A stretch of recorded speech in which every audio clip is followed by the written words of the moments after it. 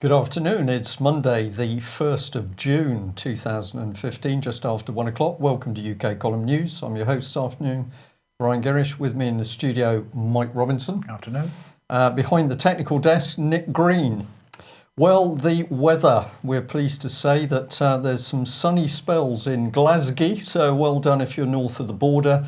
Rhyl not looking too good. It's a bit grey and blustery there.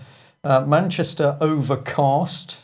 Bright in Exeter, but we understand that there's some adverse weather being forecast, which no doubt will be due to global warming, Mike. Global warming, and according to Britain's Intellectual Daily Telegraph, that global warming, of course, brought on by beavers and ground squirrels in the tundra of Siberia. So if you're worried about the weather, you're not getting enough sunshine, it's down to the beavers and the squirrels. Don't believe us, read the Telegraph article. Well, serious stuff going on. The UK column's been warning for many years of the danger of politicised NLP. We've talked about common purpose, we've talked about the use of NLP for socio-economic political agenda. And of course, one of the organisations that's been absolutely hammered by this process has been the NHS. If you haven't read it yet, do have a look on the UK Column website for Towards a Million Change Agents, which was an excellent investigative article into common purpose and effectively NLP in the NHS. Well, we received this a couple of days ago, and a person very kindly emailed in to say thank you very much for the warnings that the UK column has put out about NLP and the NHS. Got it out there. The message was very simple. I Facebook messaged Brian Gerrish to thank him for his specific video on NLP that I found very helpful after being very ill and working at the NHS and having taken a year and a half off work due to problems. That was after working and experiencing Steps to Wellbeing programme as well as other e-learning training packages. My boss, who'd been so awful to me at the NHS, I believe had undergone diversity training, and that led me to having to go on to the Steps to Wellbeing. After watching Brian's video, I can only say thank you. My full story is available to you should you need an example. Finding out NLP is actually a type of hypnotism, and having been so unwell and not able to function for over a year and a half, it aged me about 20 years in the past year and a half, and I'm grateful that I'm now a lot better. So I wanted to thank Brian. Well, we'd like to thank the person that sent that in very much, because this is really excellent feedback for us. And I'm going to say straight away, I'm sure there are many trained NLP people out there who say, oh, well, this is not true because we learn NLP to use it in a therapeutic sense, to which we say we are not talking about that use of NLP. We're talking about NLP being buried in training programs where those partaking of the training have absolutely no idea what's being done to them, nor have the practitioners carried out any risk assessments on the mental state of the people that they're using these techniques on. They continue, particularly the BBC, continues to cover the use of these types of applied psychology, NLP and mindfulness in particular, are the ones that they seem to focus on, and they keep referring to the potential risks, and the response that comes back generally from somebody who's involved in the practice simply says there are no risks.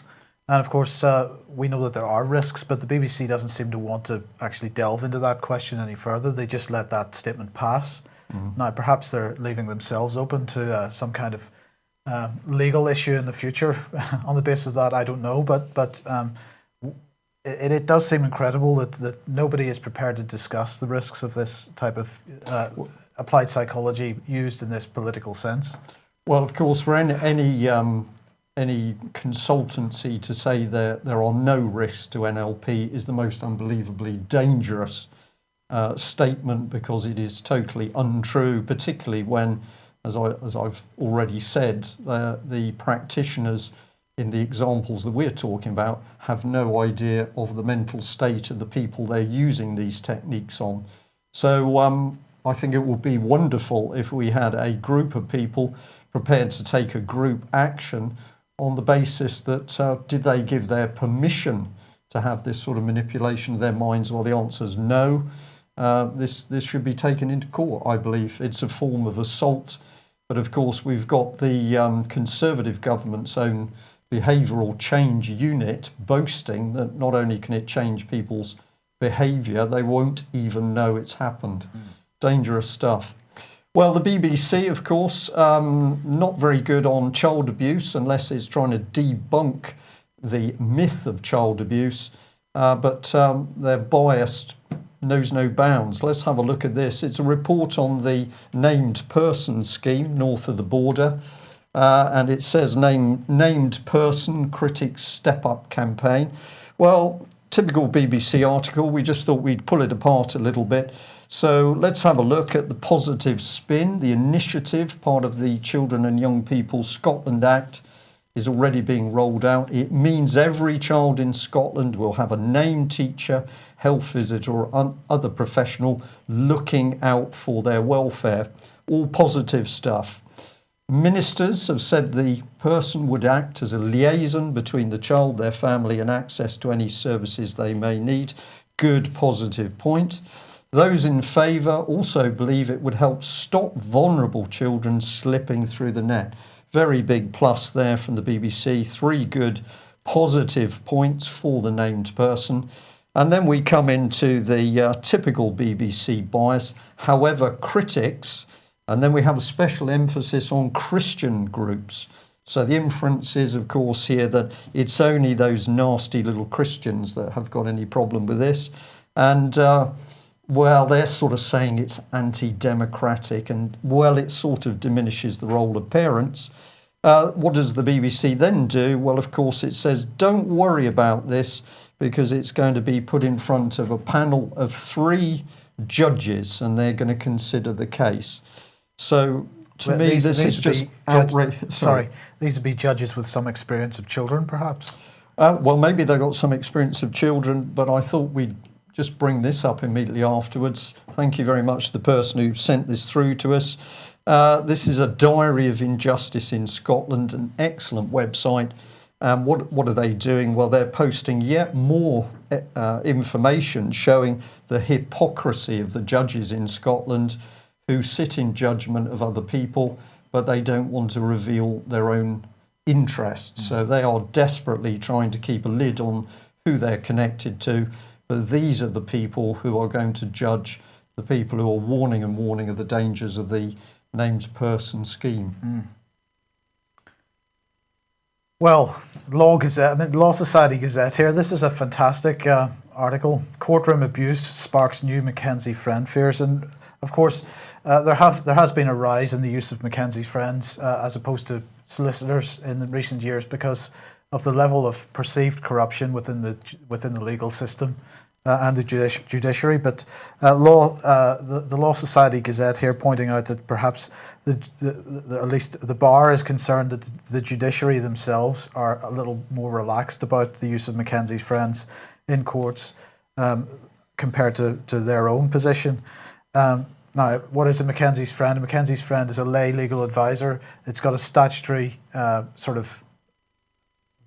statutory limitation around it, what Mackenzie's friends are allowed to do. And some people are going into courts on behalf of or with litigants on a paid basis as Mackenzie's friends, and that's quite an interesting development.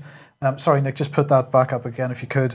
I just wanted to highlight one particular section of this article. It says they're talking about the fact that the judiciary is holding a sort of investigation into the use of Mackenzie's friends in courts, and they're saying the latest Bar Council minutes highlight fears that the judicial report will take a more accommodating line than the bar. Susan Jacklin QC, chair of the Family Law Bar Association, told a meeting that the judiciary does not share concerns that Mackenzie's friends, quotes, are cannibalising work that the bar should be doing. And really that seems to be the biggest problem that they've got with it, Brian. It's not that these people may be going into courts unqualified or that they're causing extra problems. It's really coming down to whether there's a financial issue here.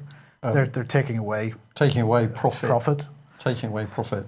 But of course, this is absolutely right that everybody we're dealing with who's contacting us, certainly about the family courts, are saying you simply cannot trust law firms because they're doing dirty deals behind your back while you're trying to look after your own case.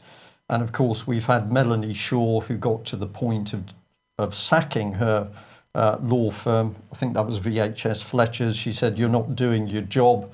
I don't want you anymore." So this is the precedent.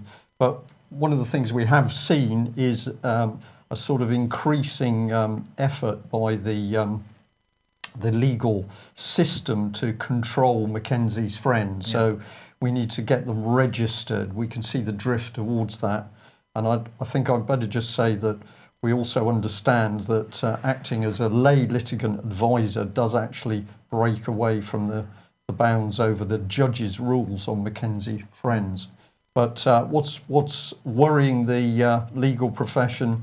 Well, they're taking profit away. Well, on the subject of law, we better come on to the police. And again, thank you very much to a viewer for sending this article from the Bedfordshire, local Bedfordshire paper. Ads on cop cars considered in bid to raise revenue. And if you get hold of this article, you'll read the extraordinary story that it's being proposed to the Police and Crime Commissioner, Ollie Martins, and he's been discussing it with politicians, that these poor police, they're so desperate for money that they're going to need to put adverts on the police cars. And then in comes the soft sell, excuse the pun, which says, well, it could be okay if they were the right sort of adverts. So the police joining in with the corporations to cream off money for advertising, but they remain police who are serving the public. So we already have the situation where we've got multi-agency arrangements between the police, local authorities and various other bodies, which we're already seeing is causing certain offences to be covered up, particularly in the child abuse area. And now we're going to have the police taking money from private corporations to advertise on the sides of cars. Where does that leave the public in the event that that private corporation, which is helping fund the police, therefore then commits an offence? Do the police just simply refuse to investigate? Oh, well, I can't imagine that would happen, Mike. I mean, I can't imagine there would be any fraud and corruption in a big corporation and then the police would fail to investigate. Really? No. Okay. So we'll wait and see what happens. We just added a bit of comment there because let's remember that first of all we had the unaccountable private police company, ACPO, Association of Chief Police Officers. Then we've got the new unaccountable body, NPCC, the National Police Chiefs Council. And what sort of body is that? Well, they don't want to say. Apparently whatever it is hosted within the Metropolitan Police. So we got private companies buried inside police forces who are now going to team up with corporations to advertise. But I don't think they want the public anywhere near them. No, Mike. But we're still waiting for a response from NPCC. So if there are any of the NPCC staff watching, we have reason to believe you might be, perhaps you'd like to answer the UK column's simple question as to what is the legal basis of NPCC. Is it a private company? What is it exactly the setup? And we are also still waiting to know what happened to the previous assets of ACPO. Okay, we better go overseas at this point, I think. We're starting off overseas. Here's Rand Paul speaking in the Senate yesterday, and of course this is the UK spying agencies, the NSA and so on, the attempt to get rid of aspects of the Patriot Act, or at least allow them to expire, because yesterday was the deadline for the renewal of certain aspects of the Patriot Act. and that lapsed at midnight in the United States. So the Senate basically weren't able to, this is how it's being presented in the mainstream press anyway, the Senate was not able to extend that. So that was really unfortunate. Rand Paul did a good job there. But they are going to debate the Freedom Act today, which is backed by Obama, of course. So perhaps what this simply does is delay the situation.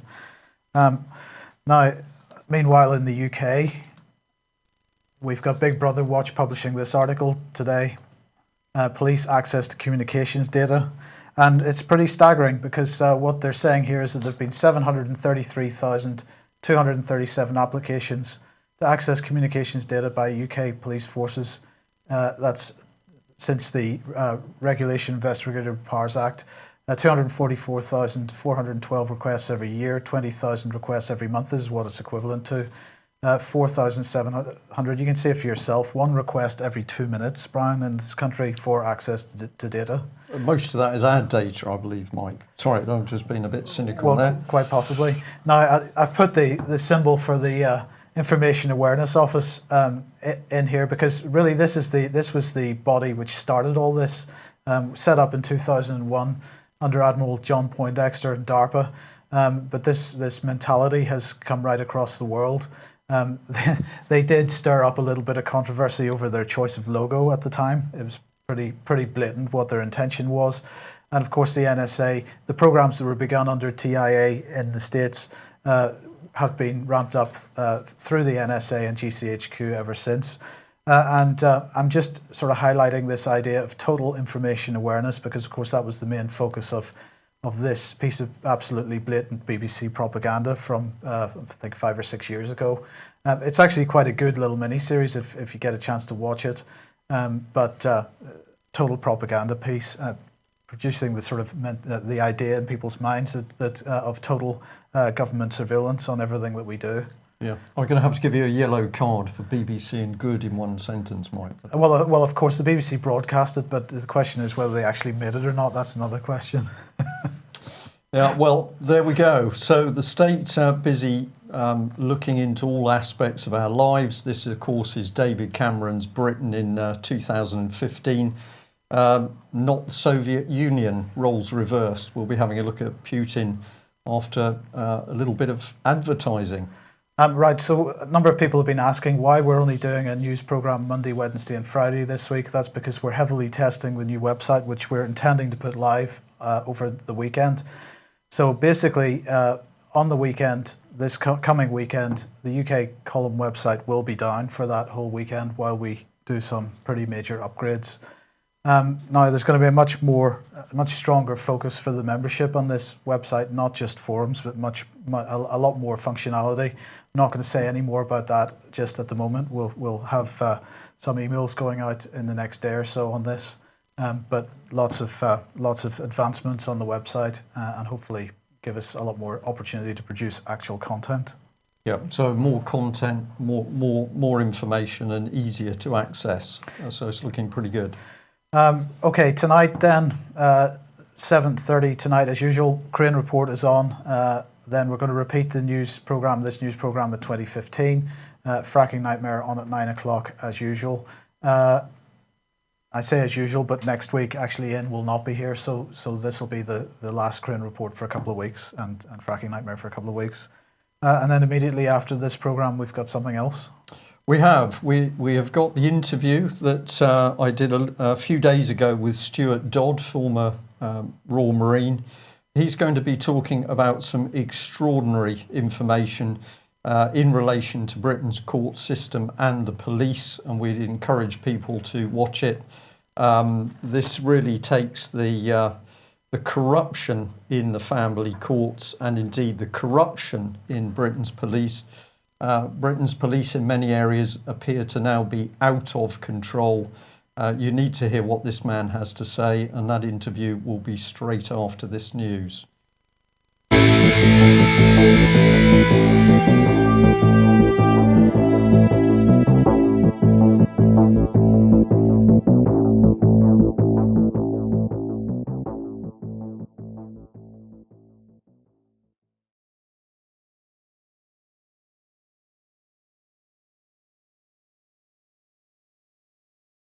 myself. I have rights. I believe in my rights, defended my country on an ideology of truth and justice, and I believe in it strongly. And now knowing that it's totally false and corrupt, I won't stand for that. I won't stand to be bullied either.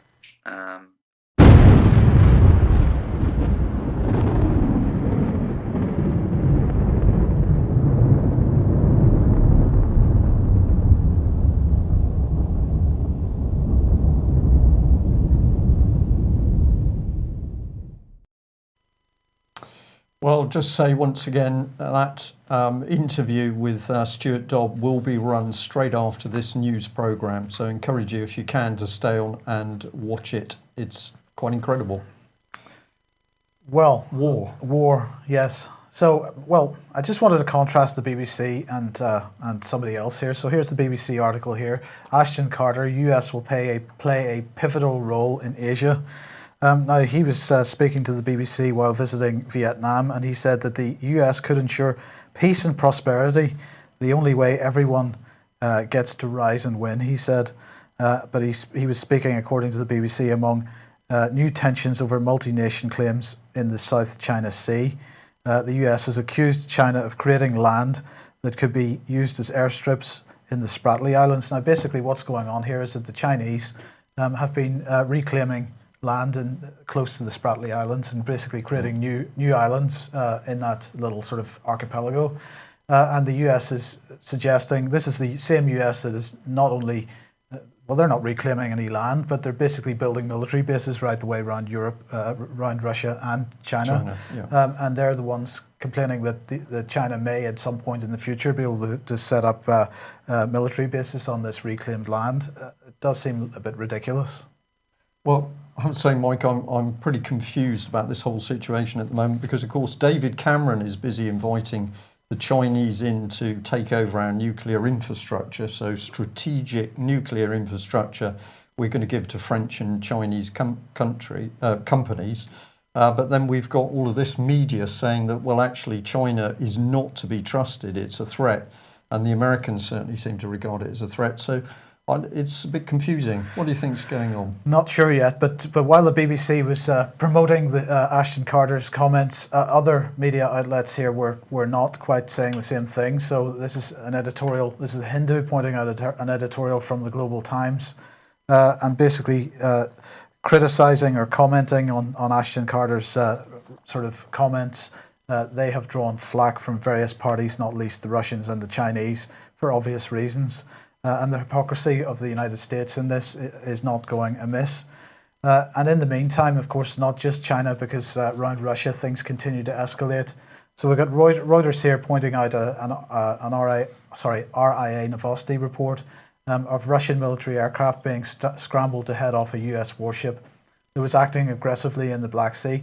Now, you could view this as being similar type of media propaganda to what's been going on with the Bears flying through British airspace and whatnot. But the fact of the matter is, or correct me if I'm wrong, Brian, but the fact of the matter is that US warships have not been sort of traditionally sailing as close to the Russian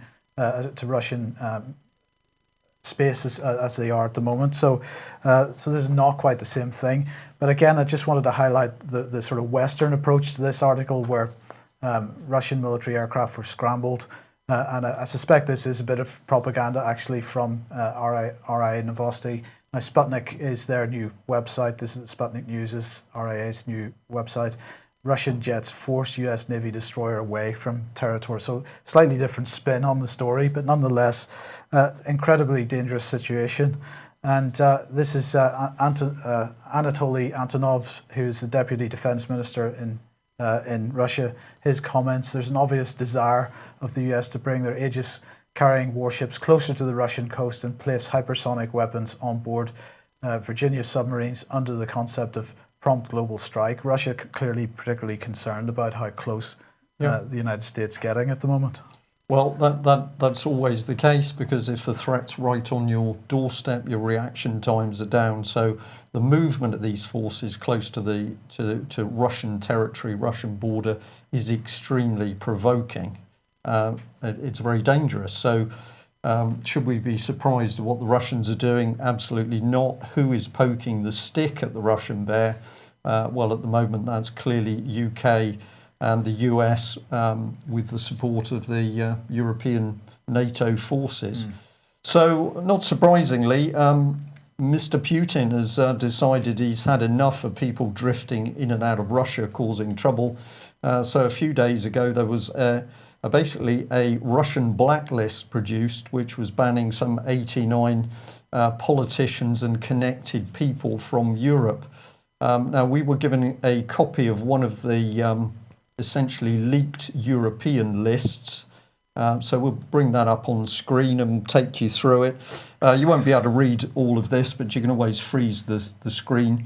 But we just thought we'd have a little look at the British names that were flagged up.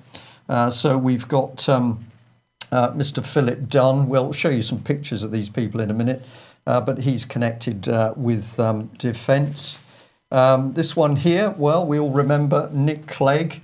And of course, Mr. Clegg boasts that he's partly Russian, partly Dutch, unelected really to anything in Britain, former Deputy Prime Minister, and was groomed in European politics by Leon Brittan. So Nick Clegg, obviously an absolute Europhile and a man who the Russians feel they don't want near their territory. Who can blame them? Well, it goes on. We've got Edward Macmillan Scott, we've got Andrew Parker, and we've also got Malcolm Rifkin and an MP that we've had some dealings with before, Andrew Robertson. And it goes on. Who have we got here? Two more. We've got John Sawyers and Robert Walter.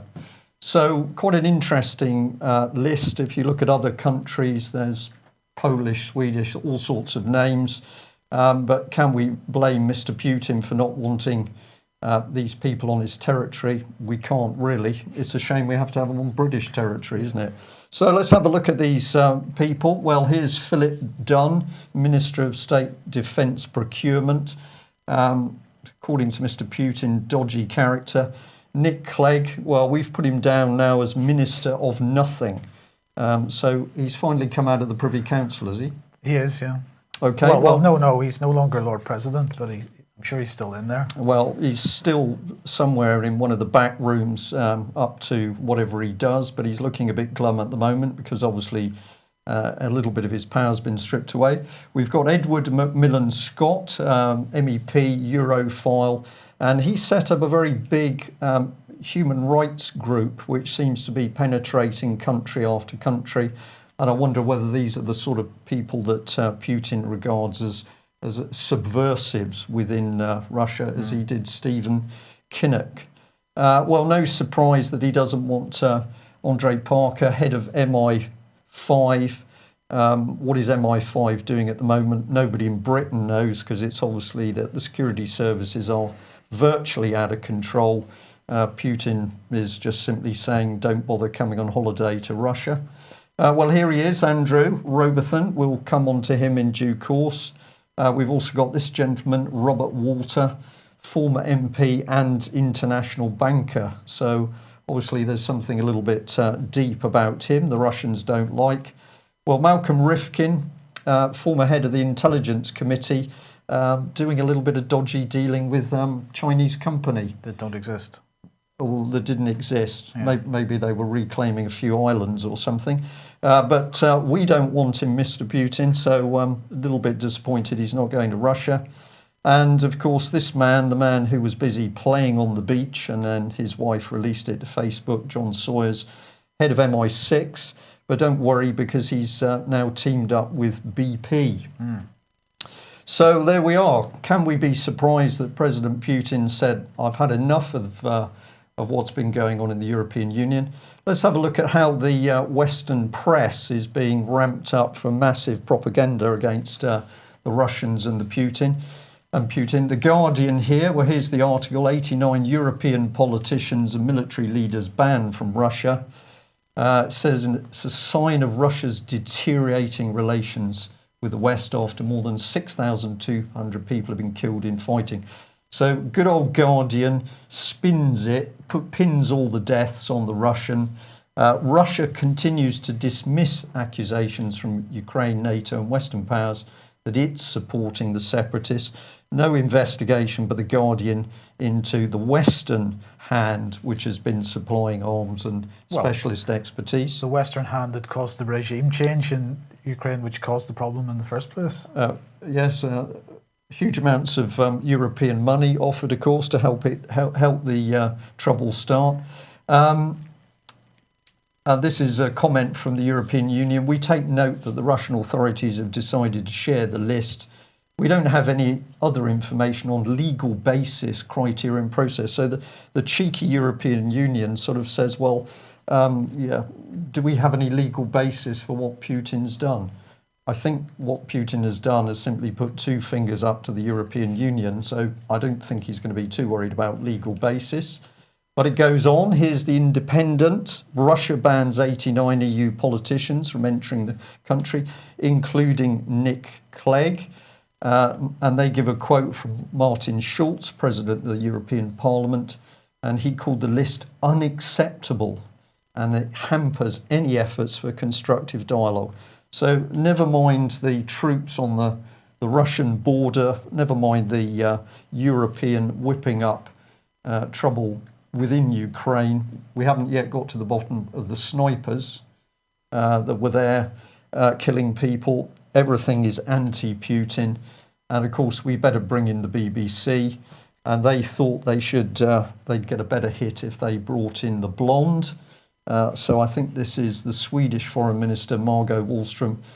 She's demanded an explanation from Russia. Good old Sweden has stood up there and said, we demand an explanation. I don't think she's going to get one. But it doesn't contribute to increasing the trust of Russian actions. So use my favourite word, dross BBC reporting. And the Mail's got a little bit more detail, but they're focusing on poor Mr. Nick Clegg because he's not allowed to go into the country. We just remind people that he's the former unelected Deputy Prime Minister and again, former EU Commissioner Leon Britton's backroom politics boy. Well, there we are.